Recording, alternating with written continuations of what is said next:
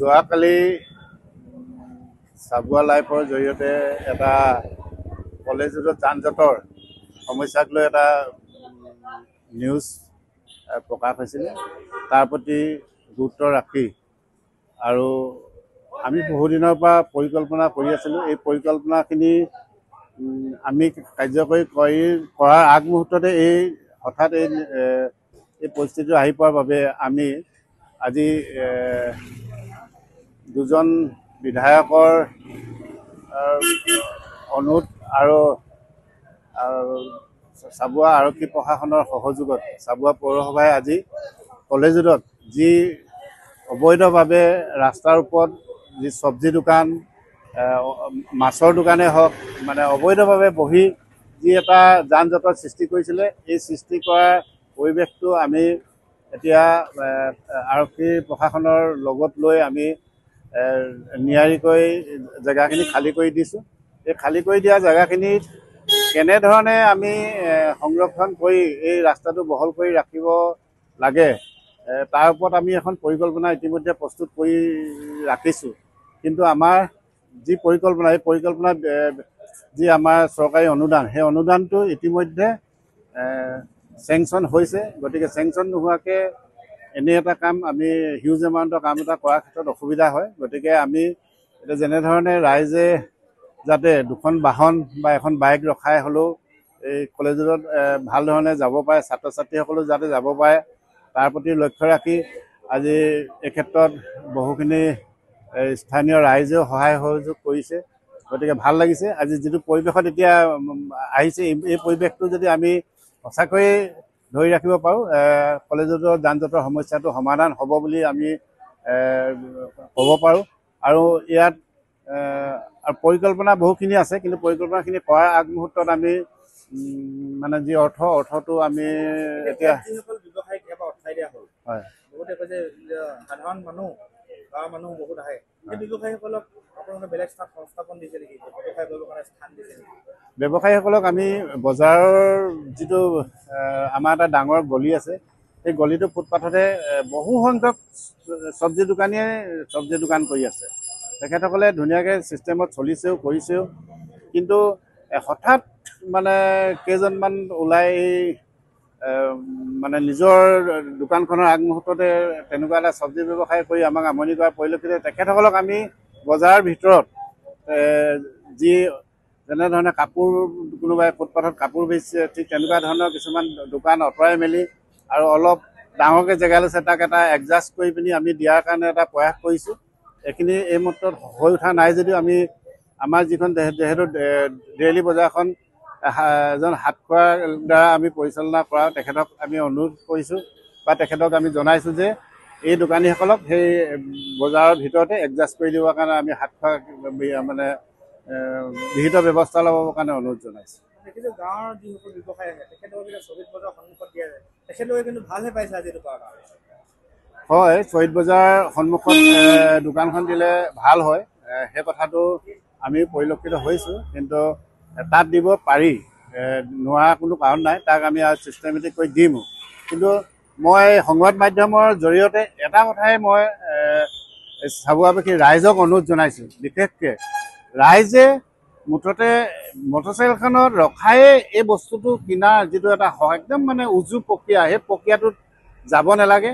আৰু মই বজাৰৰ ভিতৰত গৈ ৰাইজে যদি সামগ্ৰীখিনি নিকিনে, একেবাৰে সুবিধাটো বিচাৰিব নালাগে। অকণমান বজাৰৰ ভিতৰত গৈ পিনি কিনা মেলা কৰিলেহে আচলতে ৰাইজৰ সহযোগ হ'লেহে এই কামটো সফল হৈ উঠিব। আৰু যিবিলাক গাঁৱৰ পৰা যি সামগ্ৰী আহে, সামগ্ৰীখিনি ঠিক আমিও চাবুৱা বজাৰতে শাক পাত কিনিয়ে খাওঁ, কিন্তু এটা পৰিলক্ষিত হয় আমাৰ যে গাঁৱৰ বস্তুকেইটা 10 মিনিটো নাথাকে, কিন্তু মানুহৰ গাঁৱৰ বস্তুখিনিৰ প্ৰতি বহুত এটা আকৰ্ষণ আছে বা বহুত ভাল পায়, পটকৈ বিক্ৰী হয়। গতিকে গাঁৱত এনেকৈ নাহে, কিন্তু গাঁৱৰ অহাখিনি কম আছে। তেখেতসকলেও কাৰণে আমি এডোখৰ জেগা নিজাববীয়াকৈ ৰাখিব লাগে। 10 মিনিট 15 মিনিট কোনোবাই ব্লক কৰি আধা ঘণ্টা ব্লক কৰিলে কোনো ডাঙৰ কথা নহয়, কিন্তু দিনভৰ তাতে বহি মানে এখন দোকান মেলি মানে এটা পাৰ্মানেণ্ট কৰি দিয়াটোহে আচলতে যান জঁট সৃষ্টি কৰে। মই আৰু এটা দেখা পোৱা গৈছে নগৰখনত এতিয়া চাৰিআলিতে এতিয়া মানে যান জঁটৰ যিটো সমস্যা, এতিয়া অটোসমূহ এতিয়া চাৰিআলিতে বিভিন্ন জেগাত ফাষ্ট ফুডৰ দোকানসমূহ এতিয়া ৰাইজক আতংকিত কৰি তুলিছে। বজাৰলৈ আহিলে গাড়ী থবলৈ জেগা নাই। এই ক্ষেত্ৰত কিবা আপোনালোকে চিন্তা চৰ্চা কৰিছে? এতিয়া ফাষ্টফুডটো এটা সমস্যাৰ সৃষ্টি হৈছে, কিন্তু মই যিটো নিজৰ অভিজ্ঞতা বা মই যিটো মানে সদায় লক্ষ্য কৰি দেখিছোঁ, যিকেইজন দোকানদাৰে ফাষ্টফুড কৰি আছে, কিন্তু তেখেতসকলে পূৰ্বৰ পৰা কৰি আছে, বহু বছৰ ধৰি কৰি আছে, তেখেতসকলে ভাল ধৰণে কৰিছে, নিজৰ জেগাডোখৰো চাফা চিকুণ কৰি থৈ যায়। কিন্তু এতিয়া নতুনকৈ এচাম উঠি অহা যুৱকে ফাষ্টফুডৰ দোকান খুলিবলৈ আহে, দুদিনমান খোলে, তাতে ঠেলাখন থৈ মানে অন্তৰ্ধান হয়। আজিলৈকে তেনেকুৱা দোকান নোখোলা ফাষ্টফুডৰ ঠেলা অন্ততঃ 10খনমান আমাৰ এতিয়া এটি ৰোডৰ পৰা কলেজ ৰোডলৈকে আছে। মানে তেখেতসকলে এনেই আৱেগিকত আহে, কিন্তু বাস্তৱত এই কাৰ্যটো সফল কৰি তুলিব নোৱাৰে। সেইটো এটা মানে বৰ দুখৰ কথা। আৰু যিকেইজনে দি আছে, কিন্তু পাৰ্মানেণ্ট দিছে, তেখেতসকলে চাফা চিকুণো কৰে, আৰু তাত বহুখিনি কলেজীয়া ল'ৰা ছোৱালীয়ে খায়। তেখেতসকলক আমি খাই বৈ ধুনীয়াকৈ চাফা চিকুণ কৰাৰ ক্ষেত্ৰত অৱলম্বন কৰিছে। আৰু 2-এখন ফাষ্টফুডৰ প্ৰয়োজনো আছে, আমি 2-এজনক দিব লাগিব, কিন্তু যাতে নিকা কৰি দিলে যে ভাল হ'ব কথাটো, সেইটো এটা নহয়। আপুনিও সুন্দৰ পৰিৱেশত হোটেলত এসাঁজ খাব বিচাৰে নেকি? সম্পূৰ্ণ থলুৱা খাদ্য সম্ভাৰেৰে আপুনিও যদি পৰিয়ালৰ লগত এসাঁজ খাব বিচাৰে, তেনেহ'লে আপুনি আহিব পাৰে কাজিখোৱাৰ বাইপাছত থকা নীলগ্ৰেভ হোটেললৈ। থলুৱা শাক পাচলি আৰু পুখুৰীৰ সতেজ থলুৱা মাছৰ আঞ্জাৰ লগতে নিজা ফাৰ্মৰ থলুৱা হাঁহ, কুকুৰা, গাহৰি আদিৰ মাংসৰে ৰাইজলৈ আগবঢ়াইছে থলুৱা খাদ্যৰ বিশেষ সুবিধা। যোগাযোগ 9707481939।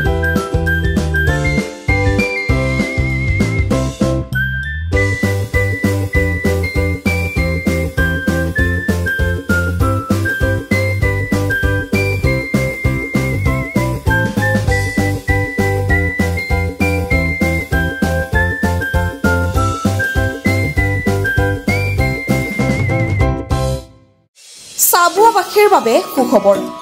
চাবুৱা চিবি ট্ৰেডাৰ্ছত চলি আছে বাম্পাৰ অফাৰ। আপুনি নতুনকৈ ঘৰ সাজিম বুলি ভাবি আছে নেকি? তেনেহ'লে এতিয়া আৰু চিন্তা নাই। আপোনাৰ ঘৰখন সুন্দৰকৈ অতি কম খৰচত সজাই দিবলৈ দায়িত্ব ল'ব চাবুৱা চিবি ট্ৰেডাৰ্ছে। এতিয়াৰ পৰা উজনি অসমৰ ভিতৰতে অতি কম খৰচত চিবি ট্ৰেডাৰ্ছত উপলব্ধ অত্যাধুনিক ডিজাইনৰ tiles, sanitary fitting, PVC fitting, wall painting, tiles, granite basin ইত্যাদি। ডিব্ৰুগড় দিশৰ পৰা আহিলে চাবুৱা মেছ তিনিআলি পাৰ কৰি পেট্ৰল পাম্প নাপাওঁতে, আৰু তিনিচুকীয়া দিশৰ পৰা আহিলে পেট্ৰল পাম্প পাৰ কৰি পাব চাবুৱা জেবি ট্ৰেডাৰ্ছ। আপুনি যদি ঘৰ সাজিম বুলি ভাবি আছে, তেন্তে আজি যোগাযোগ কৰক 8812073757 নম্বৰ।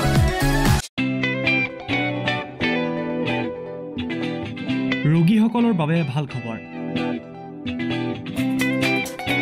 চাবুৱা ছেইণ্ট লুকছ হস্পিটেলত পাব ৰেহাই মূল্যত চিকিৎসা।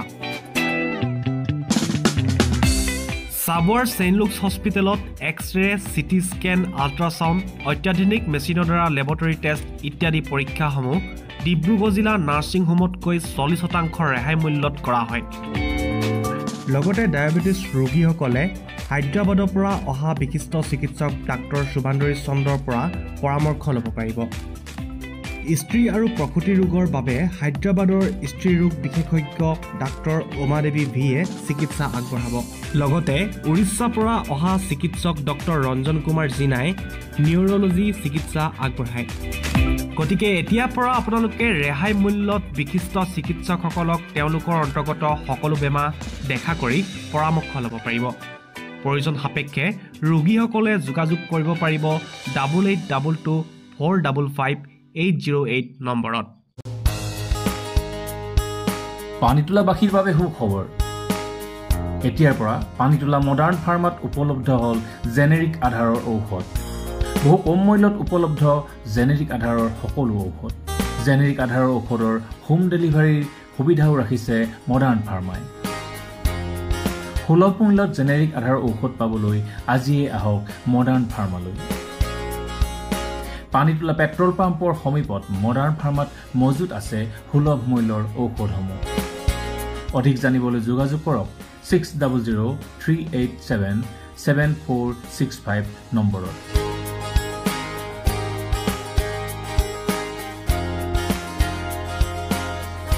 মডাৰ্ণ ফাৰ্মা এটি ৰোড পানীতোলা